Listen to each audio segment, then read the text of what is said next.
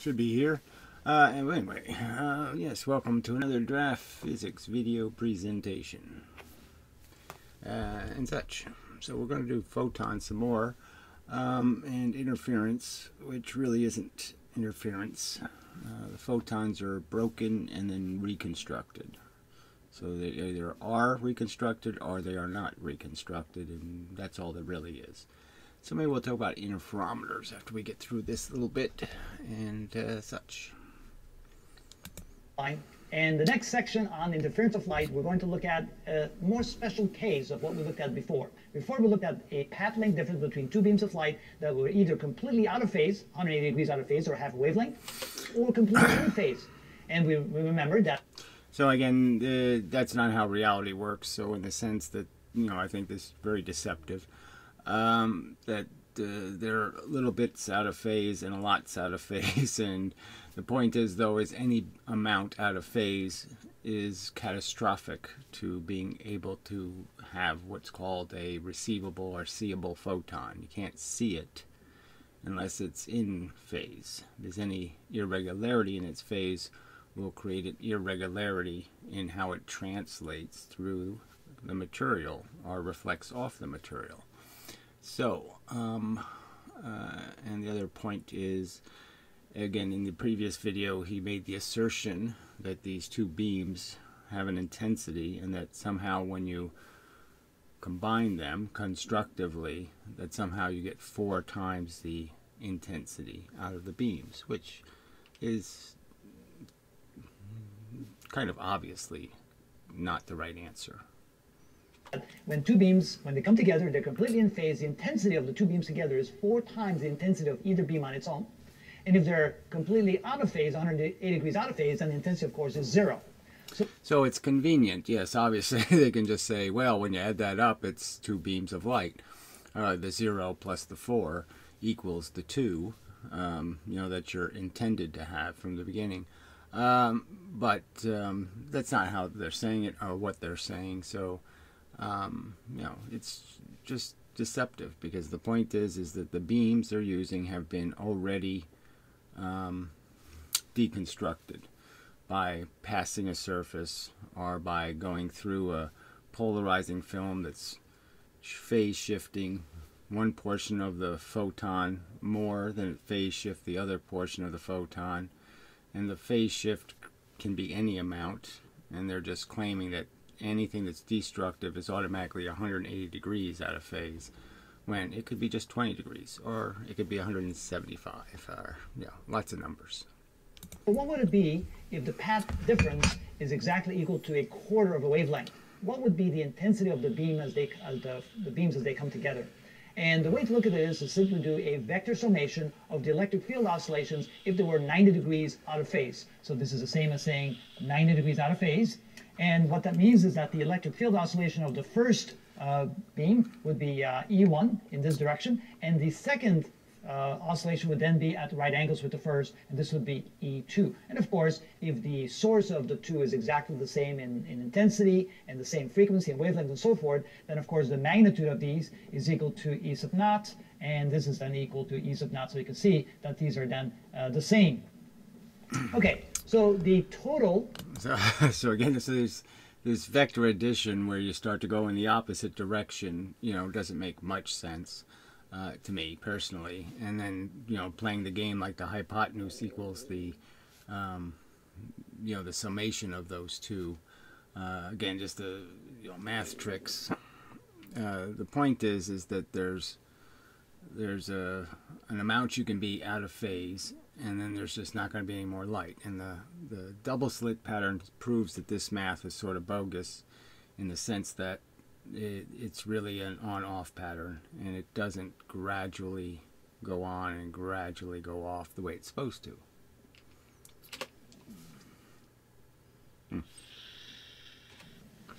Oscillation intensity, so this would then be E total, would simply be the vector sum of those two, and the magnitude of that would simply be the square root of E sub naught squared plus E sub naught squared. That would of course be the oscillation strength of the first wave, and that would be the oscillation strength of the second wave. And so we can then say that E total is equal to the square root of of 2 times E sub naught squared, because there's 2 of them. And then, of course, the square root of E sub naught squared is simply E sub naught. So this would be equal to E sub total is equal to... See, I think the fair way to do this is to have your one vector go forward and then your other vector going backward, and a percentage of those vectors aren't going to match. You know, they're going against each other. So you erase that part and only add up the 2 pieces that remain. But whatever. The square root of 2 times E sub naught. All right, then realizing, of course, that the intensity of electromagnetic radiation will be described as 1 over mu sub naught times C times E squared. And of course, if we know that the intensity of either one beam would be equal to that, then we can say that the intensity of the 2 beams coming together 1/4 phase apart, or 90 degrees apart, would be equal to 1 over mu sub naught C times the total intensity, right here, the total squared. See, I don't And so that would be equal to 1 over mu sub naught. So they have no experiment they're going to cite where they measured any of this or proved any of it. It's just their math, and they just pretend it's right, and they don't really bother with proving it's right. I think logically you can sort of understand that if they're out of phase, they're out of luck. Frankly, you're not going to get anything back, and that's the truth. You're not going to remake the photons. Times C times the square root of 2 times E sub naught quantity squared. And of course, the square root of 2 squared is equal to 2, so this is equal to 2 times 1 over mu sub naught C times E sub naught squared. And of course, this portion right here is of course the same as this portion right here, which means that the intensity of the 2 beams come together when they're out of phase by 90 degrees or 1/4 of a wavelength is equal to 2 times the intensity of either one beam. So I total of the 2 beams coming together when they're a 1/4 phase apart is actually twice the strength of the intensity of either one beam. Remember that if they come together and they're completely in phase, then the intensity would be 4 times the intensity of either one beam. Right. So now all of a sudden, you know, so it's really just a half, right? 2/4 equals a half, and so they're still doing the 4 times thing. You know, so it's the same. They're playing the same game. They're saying essentially each beam is a 1/4 of what it should be, right? You're adding 2 quarters. So 1/4 and 1/4 is a half, you know, then a half times 4 is 2. But you can sort of logically understand that if they're out of phase, you can't recover photons. You know, again, you can't get 4 times the intensity out of the beam. So, you know, this is just, it's very poor vocabulary at minimum to imply something that's just not true. So that's a special case. In the next video, we're going to show you the general case. What would be the intensity of the light if 2 beams come together when they interfere with each other, when the angle or the phase difference could be anything? And so we'll show you the general case in the next video. Yeah, another case not proven, just assumed to be correct, but not proven to be correct. And certainly not proven by analyzing the double slit pattern and demonstrating that it's doing the correct gradient of on and off. Sorry about the squeaking chair and the microphone. Yeah, I'll just take a break and fix this. Yeah, I should be back. Alright, so a little old interferometer stuff, back from the 70s or whatever it was. And played this plenty of times, but anyway, it's sort of interesting. So, something I observed and is, you know, relevant, I believe. Light in the interferometer. And so what I will do, I will block one arm. I should go back to where he's pushing on the table. Alright, so and you'll see that the field goes. Right, so he's pushing on the table, and the theory is that this is moving the mirror closer and further away. When I would argue what it's doing is tilting the mirror, you know, this way.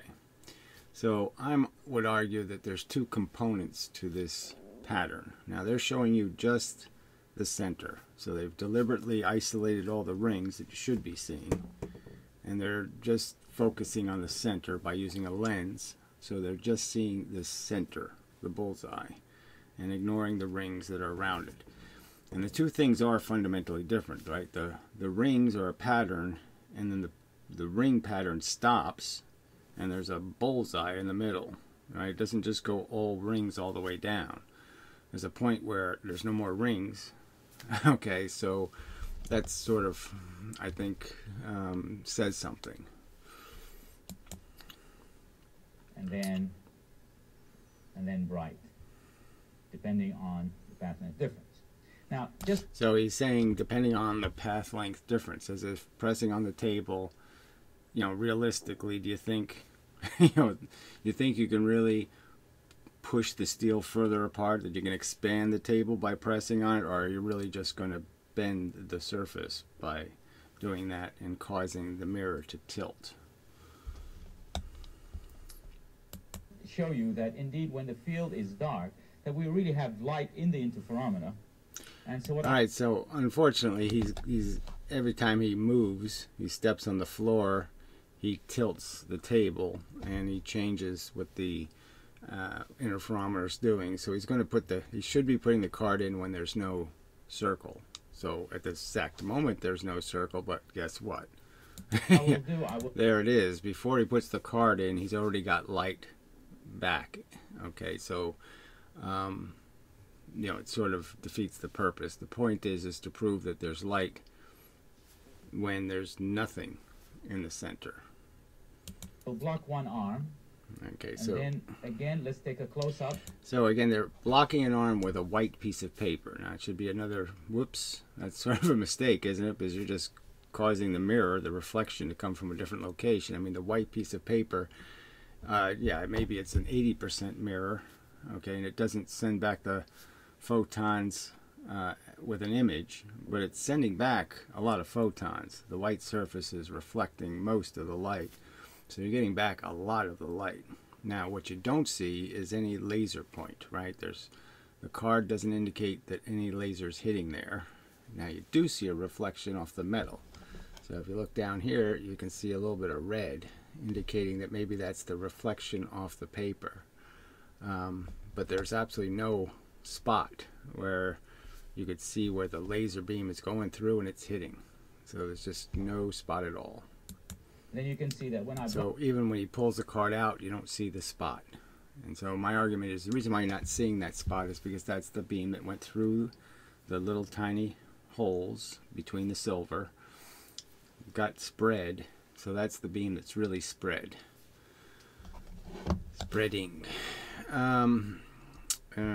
That's why you didn't see it, because it's a lot less intense, because it's much bigger. The same amount of light isn't a little pinpoint anymore, it's much bigger. And so you didn't see it on the paper because it was dispersed over a larger area. Alright, so you can see the card's out and the light is on, which really you want to have the light off when you stick the card in.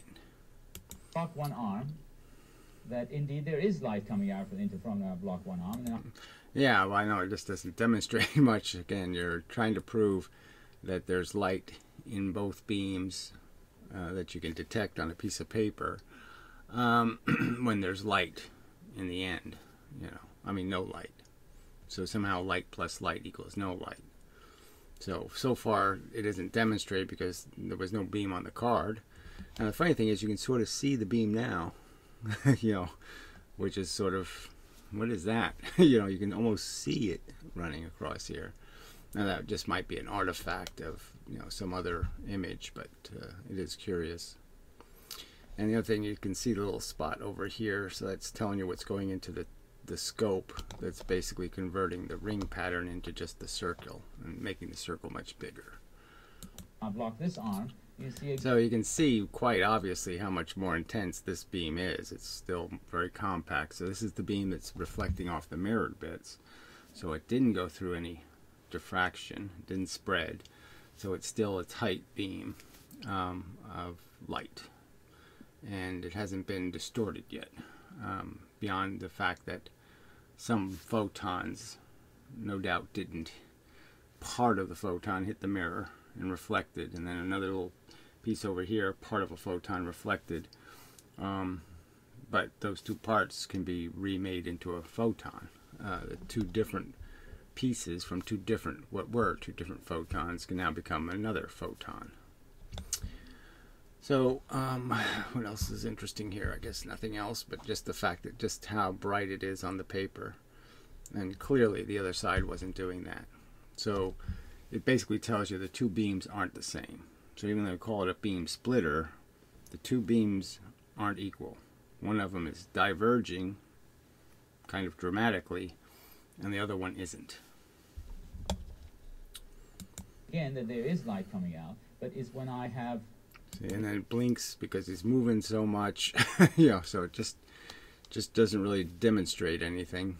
And I would argue that if they ever went to the trouble to really dissect this mechanically, they might be able to discover what's really happening, which is the mirror isn't getting further away, it's tilting. And it's the tilt that's making the photons unresolvable. They're still there. He's tilted them out of the picture. Can get the field to go completely dark, as in here. Alright, so, yeah, I think that's all we need from here. It's not that there is no light. So you can see the little blinking light over here. So let's see when it goes to complete dark. Let's see if we still see that little blinky light right there. There, just because... just missed it. They are... Alright, it's pretty dark, and I still see the little dark. I see the little light there. Just missed it again. Interfering, and that's pretty dim, and it's pretty dim there. But there was one where it was dark, completely dark. And the interference... It was right after he pulled the paper out, actually. So just go back to where he pulled the paper out. That there is light coming out, but it's when I... So it's almost completely dark there, and you can see a pretty good little beam right there in the lens. So they also have the aperture on the camera. So, if it gets a little bit below a dim level, you don't see it anymore. So it goes black. But it's not really black because you can see it reflecting in the lens, which means they're just not, they don't have they're not getting enough of a, what do you call that, exposure.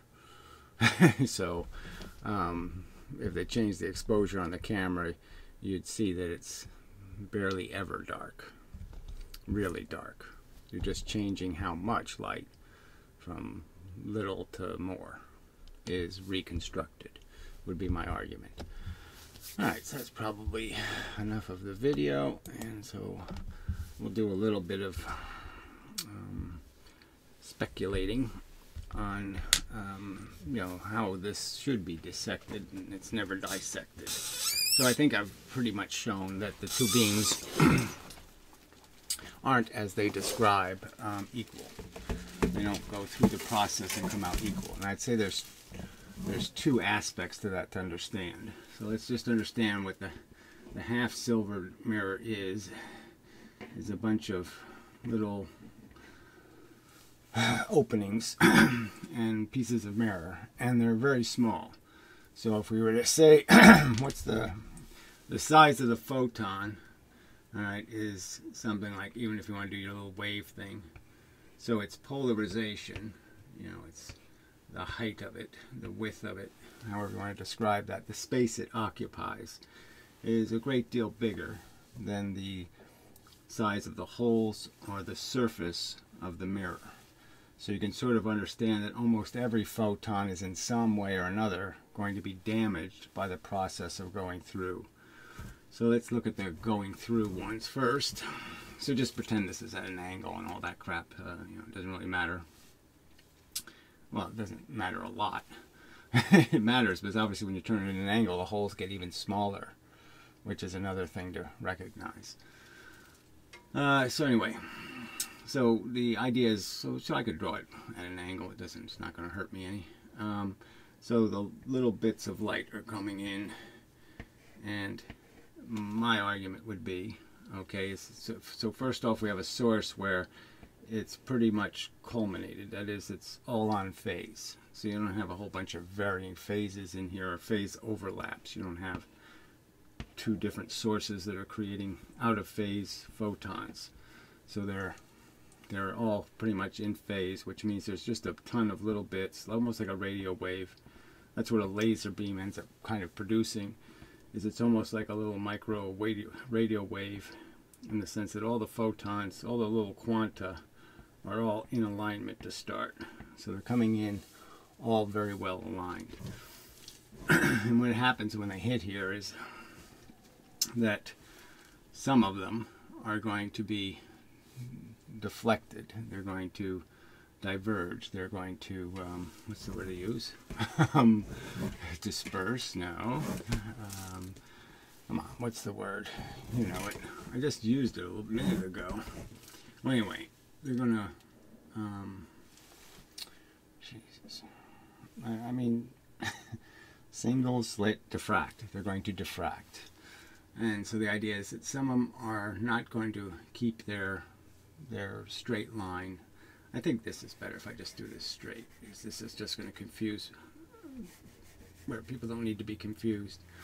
So the idea is some of them, I would argue the ones closest to the surface, will be diffracted the most. So some of the little bits are going to go off in these kind of directions. All right. And it's going to happen at each hole, is some bits are going to go flying off at these directions and these directions. And and with every likelihood, some of them are going to go this way, and some of these will go this way. You know, so you get the idea. They're spreading in both directions off both surfaces. And but some, okay, will go through some of these little bits right through the centers and be less likely to have been deflected. So they're still going parallel. So there's still some bits that have survived the process and are still going in a straight line. They're still lined up this way, and they're not individuals. You know, one little individual here and one little individual over here and one individual here, doing these different path lengths. So half the light, not half, some percentage of the light is still intact, and a great deal of it now is doing this spreading thing.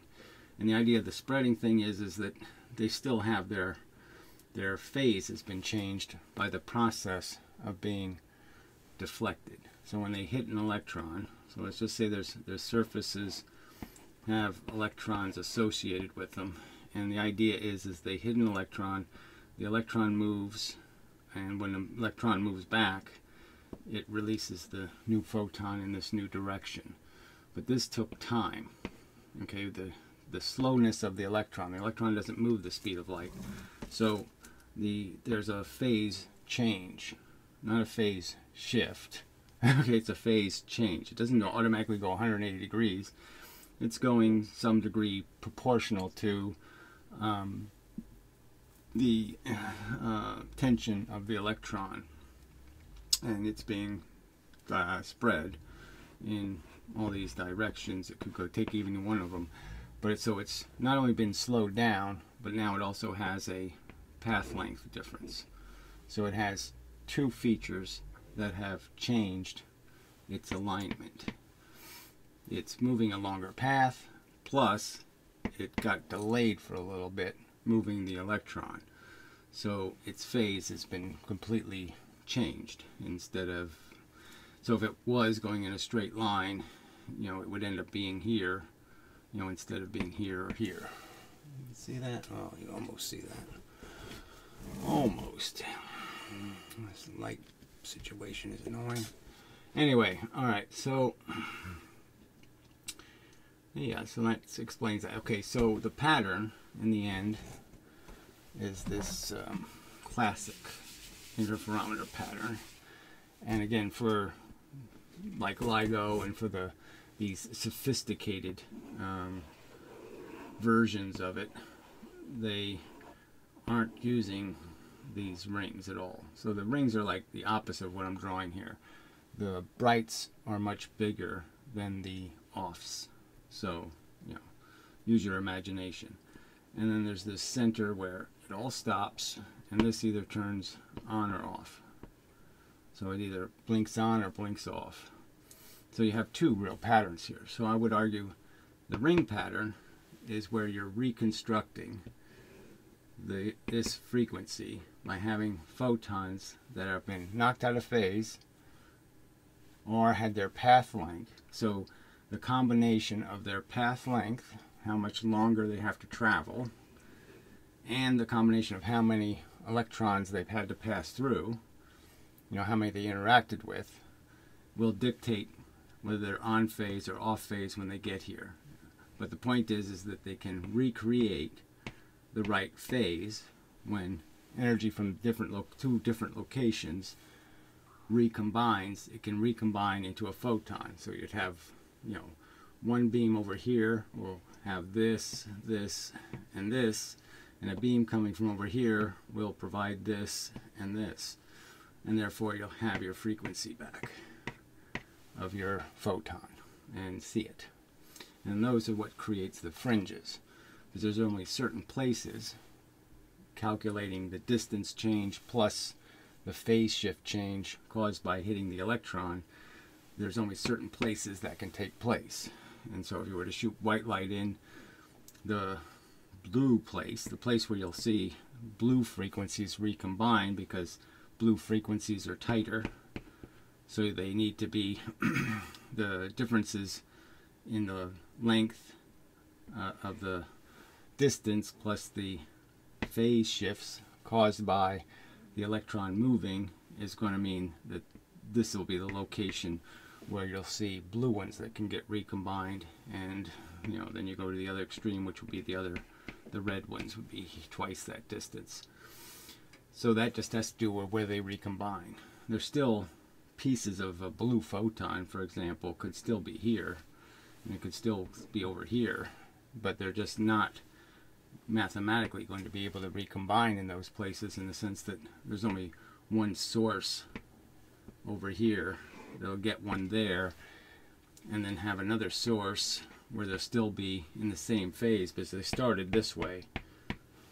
And so you can only make alterations, harmonic alterations, divisions of this, where you're able to put them back on phase by just phase shifting them a second time. Well, phase shifting them a second time wouldn't be here, maybe. Anyway, so what I would argue is what's critically misunderstood is that these original photons that are going straight through, they're the ones creating this. Okay, so they're the ones doing the center. The diffracted ones are the ones creating the rings. So all the rings are composite photons. They're all the byproduct of constructive reconstruction, okay, where you've taken fragments from different places and reconstructed a photon. So the rings are all reconstructed photons because of the divergence. So just remember, the one beam diverged from the beginning, so one beam goes through the beam splitter and spreads right from the start. Hits the mirror, keeps spreading. Okay, then goes to the end target and it's still spreading. Okay, where the other beam, taking the other path, doesn't diverge, and only diverges at the very end. So they're two fundamentally different beams. The beam splitter doesn't create two equal beams. Oh, you can't quite see that, but it's close enough. Alright, so what I'll emphasize again is that these ones that are going straight through, that got relatively unmolested, that are accounting for the spot in the center. And so when you're recombining the two beams, what you're really saying is these are damaged photons, some of them. They had pieces knocked off of them, but they're still going straight. So this photon here, instead of being complete, having all of its bits, is missing one. And then the photon going through next to it, it's got this one and this one, and then another one has, this piece and this piece made it through. So it's a bunch of broken bits. And the idea is when you put the two beams, you recombine them, the centers, because you're ignoring this. They're ignoring all of this. This isn't even part of the show anymore. So all of the places where they're obviously reconstructed photons, they're not paying any attention to. They're just watching the spot. And the spot is going to be a recombining of the straight beam from one side of the beam splitter and the straight beam from the other side. You know, one beam's coming back, one beam's coming back. And the straight parts are still straight.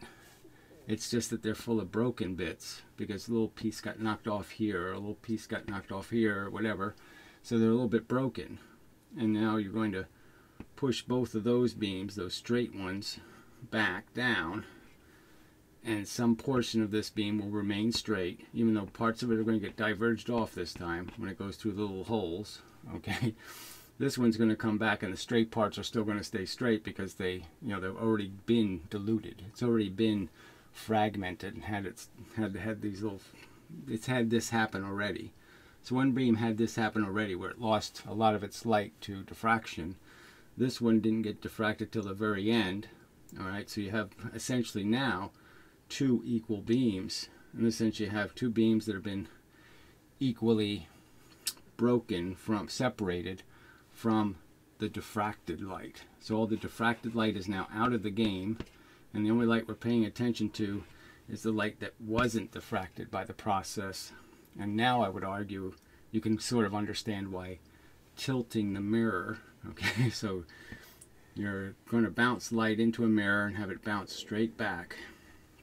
If I tilt that mirror just the tiniest bit, this angle doubles, right? I mean, any angle off this mirror is the angle of reflection, is a double angle, right? You're off this much, and the thing that's going to come out is going to be twice that. So it's any tilt in the mirror is going to mean that this beam going back isn't going to be in the center anymore, because it's essentially, this is the straight part. These were the photons traveling straight. So the photons traveling straight are now going in a straight line that's not going to get them back into here. They're going to be going this way or that way. They're not going to be in the center anymore. And therefore you can't recombine them because one of the beams is going the wrong way. And so it's sort of the simple answer. So I think it's just kind of obvious. You can sort of understand that this pattern doesn't go all the way in, right? The pattern stops. This is likely also true for the double slit or triple or single slit pattern, is the center is doing something fundamentally different than this stuff. All of this stuff, the fringes, have all been created out of reconstructed photons. These are all reconstructed, where these are still the original photons. They're still, these little bits made it in straight lines. This one went straight, this one went straight, this one over here went straight, this one went straight. So some percentage of these all got through the apparatus still going straight, not hitting an electron. So these are the ones here in the center are the ones that never hit an electron. And those are the ones you're reconstructing. They never hit it in the sense that the whole beam didn't get phase shifted by hitting an electron or deflected, dispersed, diffracted. They didn't get diffracted. So this is the undiffracted light, but it's still damaged. It's still missing components. And it's when you put the two beams back together that now you can take two photons that are different, out of phase even, and reconstruct them into a photon, because now they have their frequency. Yeah, so that should be enough of an argument. And such. So this is kind of subject to only people who know something about interferometers are going to know what the hell it's talking about, I guess. Because it will take a lot of time if you go through every bit of it, which I sort of intended to do. But I've started with the beam splitter, and I've kind of shown you evidence that it doesn't create equal beams. that the two beams are fundamentally different. One is big and one is still a little tiny beam. One has been essentially split in half. You know, half of it's still going straight and the other half has been diverged. And when they're doing just the spot as what they're looking for, when they isolate the ringed pattern and just look at the center, you can sort of understand that they're not looking at all the stuff that's doing the interesting thing, the diverging light. They're just looking at the light that survived diverging. Alright, that should be enough. Pretty solid arguments, I'd say. So, I mean, it certainly provides the evidence of the plausibility of a particle model of light. But I think it also demonstrates that this explanation is so much better than their pretty much non-existent explanation, where they just say the photons magically interfere. Even though they know they don't do that. Even though they know they can't shoot laser beams at laser beams and make them interfere ever. They can never do it. They can only do it when they've broken the light first and then combine the broken pieces. And that should tell you something about their theory. It's not right. Yeah. Alright. So, enough of a video. Until the next time and such. Probably do more on this because it is a critically important subject. I mean, it's a place where I think there's proof. It's like the radar experiment. You know, I mean, the guy was going to do the radar experiment, never really got to it. Doing it the way, you know, I would have preferred. You know, just with the single detector. You know, and just have two sources on either side of the detector. And just demonstrate the fact that all you have to do is move one of them towards the detector and it'll blink on and off, on and off, on and off, because it'll cause it'll jam the signal and then unjam it, then jam it, then unjam it. Anyway, but you don't need any slits, you don't need any complex fiddling to demonstrate that all you're doing is jamming the signal. It's still there. You've just made it unreceivable. Alright, so till the next time and such.